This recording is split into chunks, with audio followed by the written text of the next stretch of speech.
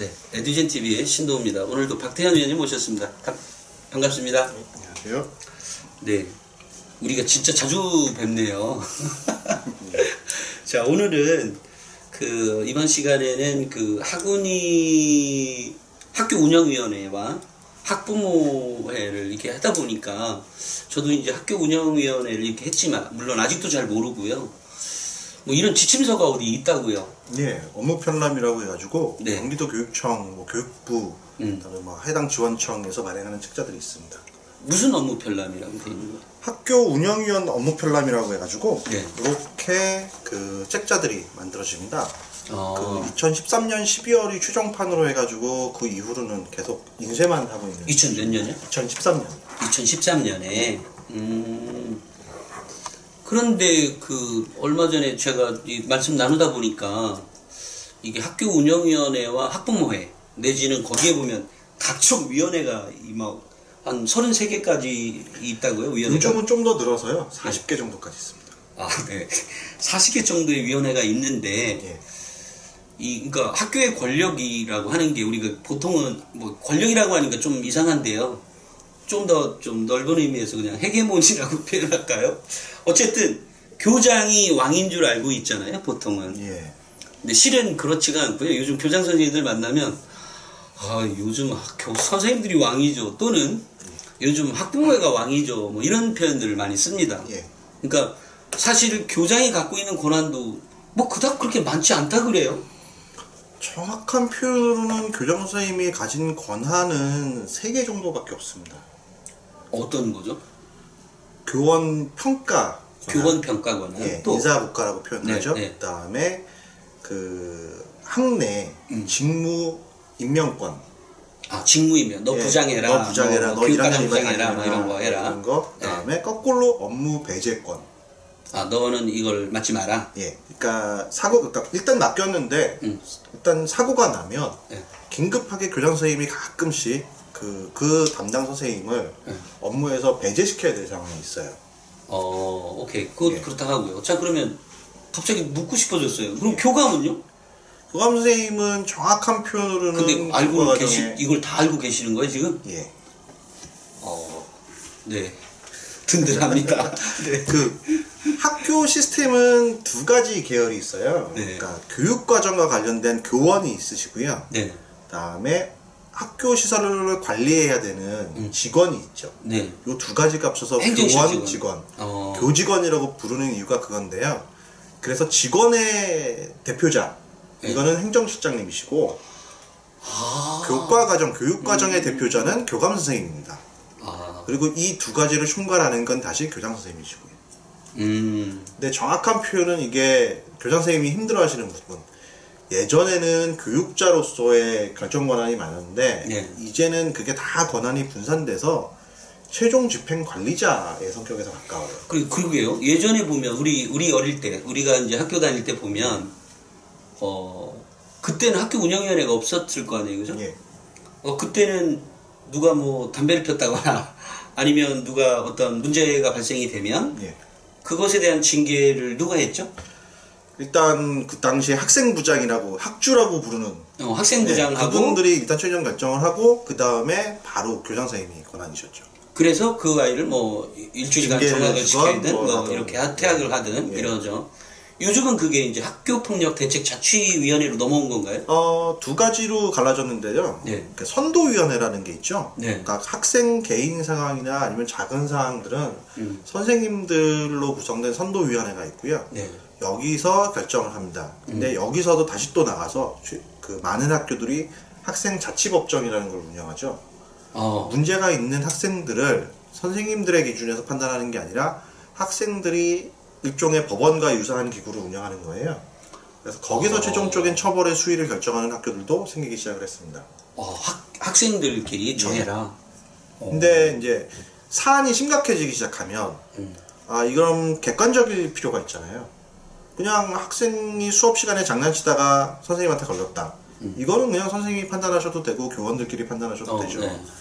근데 이게 학생 간의 싸움이 됐거나 그래서 이 어떤 걸 판단해야 된다라고 하면 그거는 학교폭력대책자치위원회로 넘어가는 경우가 많습니다. 그리고 교원하고 학생이 싸우게 되면 교권보호위원회로 넘어가게 되죠. 네, 그래서 지금처럼 이렇게 예전에 이제 교장이나 또는 선생님들이 갖고 있는 권한이 있었다면 그것을 지금 다 나눠놔 있죠. 위원회 공화국이라는 표현이 언젠가 한번 있었죠. 네, 학교 내에도 지금 한 40개의 위원회가 있으니까요. 저도 위원회를 맡고 있는 게 저도 학교 운영위원회 위원이고요. 물론 뭐 위원장이기도 합니다만 또 하나는 급식소위원회. 예. 급식소위원회 제가 위원장입니다. 또 교육과정 소위원회 이것도 제가 위원장입니다. 근데 소위원회라고 붙을 수 있는 건 이렇게 두 개? 예결산 소위원회가 있고요. 아, 참 그러네요. 예결산 소위원회 위원장입니다. 또 그것 말고요. 제가 교칙을 또 이렇게 관계하고 싶었어요. 뭐 어떻게 보면 친인권적이고 민주적으로 뭔가 처리될 수 있도록 하게 하기 위해서 무슨 교칙 무슨 개정위원회가 또 있죠. 그것도 위원입니다. 예. 그래서 그 생방송으로 촬영을 했고요. 아이들 앞에 전체적으로 그 얘기 잘못했다가 딸내미한테 굉장히 많이 혼났습니다. 그러니까 그런 사례가 있고요. 또 무슨 위원회가 한 서너 개, 두세 개 더 있어요. 그래서 총 7개 정도를 하고 있고요. 우리 학부모 회장도 한 7, 8개가 있어요. 그러니까 통상 학교에서 실제 위원회는 40개를 육박하지만 그게 이제 상황에 의해서 운영이 되는 거기 때문에 보통 15개에서 20개 정도의 위원회가 항상 돌고 있어요. 네, 알아야 되는 게 많더라고요. 그러니까 예를 들어 아까처럼 교육과정소위원회는 교육과정에 대해서 좀 알고 있으신 분이 하면 해야 될 것 같고요. 그리고 그래야 그게 학부모의 권리가 보호가 될 수 있다라는 생각을 가졌습니다. 또 급식소위원회는 제가 왜 맡았냐면 도대체 저는 그 급식비가 너무 비싸요. 한 4,000원? 4,200원? 뭐 이렇게 돼 있는데요. 너무 비싸요. 그래서 이 급식비를 제가 3,000원으로 만들어 주려고 제가 했는데 제가 그냥 포기했어요. 아니 만들 수는 있는데 그것이 단순히 그냥 가격만 싸지는 문제가 아니라 거기에 영양에 대한 문제 이런 거 여러 가지 문제를 제가 맨날 밥 해주는 사람도 아닌데 1년 내내 신경을 쓸 수가 없는 거예요. 그래서 차라리 안 내리는 게 낫겠다 라는 생각으로 지금 있고요. 실은 뭐 급식비는 저는 뭐 과감히 생각합니다. 정말 뭐 한 2,000원이면 된다. 좀 많으면 2,500원이면 애들 밥 제대로 먹일 수 있다 이렇게 생각을 합니다만 거기에 보면 환경 뭐 호르몬의 문제 뭐 별의별 뭐 문제가 있어서 제가 하려면 제가 교장이어도 해결이 불가능하다. 그리고 제가 영양사여도 불가능하다. 이거 뭐 여러 가지 법규 문제가 또 있습니다. 도저히 불가능해서 그것은 제가 괜히 했다 싶고요. 뭐 어쨌든 다양한 이런 그 문제가 위원회별로 사실은 이루어질 수가 있는 건데요. 근데 중요한 건 정작 이런 건데 학부모들은 잘 모르죠. 여전히 교장한테 있고 학교 뭔가 잘못하면 무조건 교장이 잘못한 줄 알고 사실은 꼭 그런 거 아니에요. 그죠?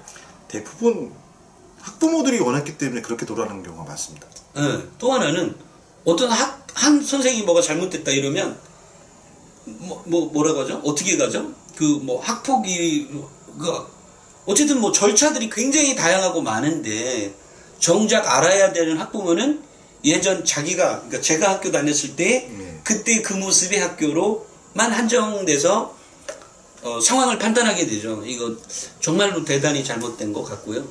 이런 면에서 학교에서 일어나고 있는 각종 위원회의 것들을 학부모들이 알아야 한다. 그죠? 근데 이것을 알려줄 수 있는 책이 아까 얘기했던 이 업무 편람이 아니다. 거기에 좀 문제가 있죠. 네, 거기에 문제가 있답니다. 어떤 문제죠? 그러니까 위원회가 만들어질 때 이 학교 운영위원회라는 거는 초중등교육법에 의해서 만들어졌는데 각종 위원회들을 다 초중등교육법에서 다루고 있는 게 아니라 각각 개별법들이 있어요.